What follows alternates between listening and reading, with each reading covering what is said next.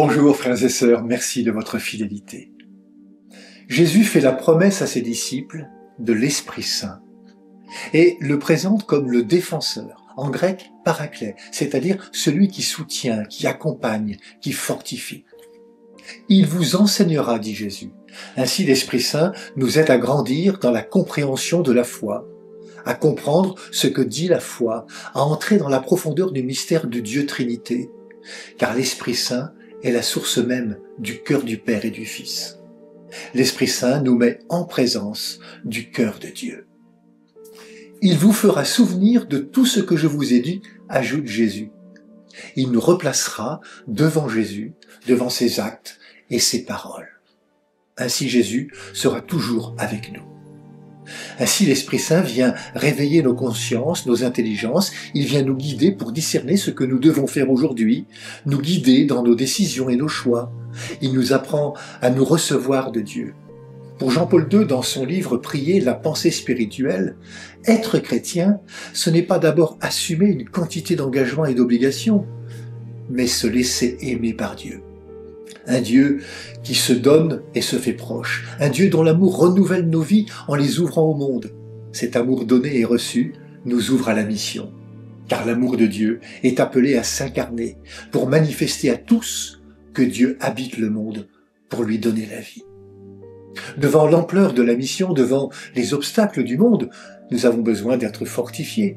C'est le travail de l'Esprit Saint.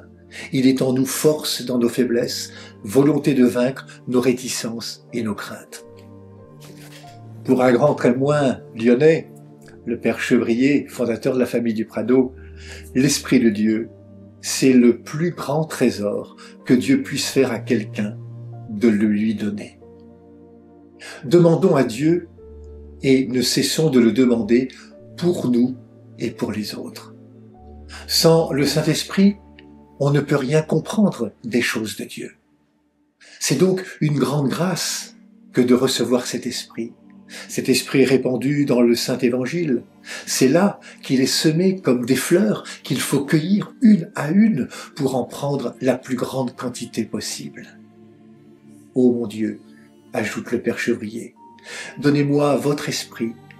C'est la prière que nous devons faire continuellement et toujours, à chaque instant. L'Esprit de Dieu, c'est tout. Si nous en sommes animés, nous avons tout. Nous possédons toutes les richesses du ciel et de la terre.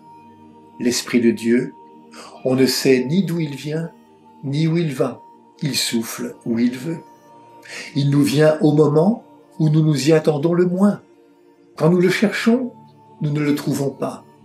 Quand nous ne le cherchons pas, nous le trouvons. Il est indépendant de notre volonté, du moment, du temps et de l'heure. Il vient quand il veut, à nous de le recevoir quand il s'approche. Le Saint-Esprit cherche des âmes en qui il peut reproduire Jésus-Christ, faire naître Jésus-Christ, dans lesquelles il peut s'inviter pour reproduire Jésus-Christ au monde et le faire aimer. Bonne journée à toutes et à tous, prenez bien soin de vous et des autres.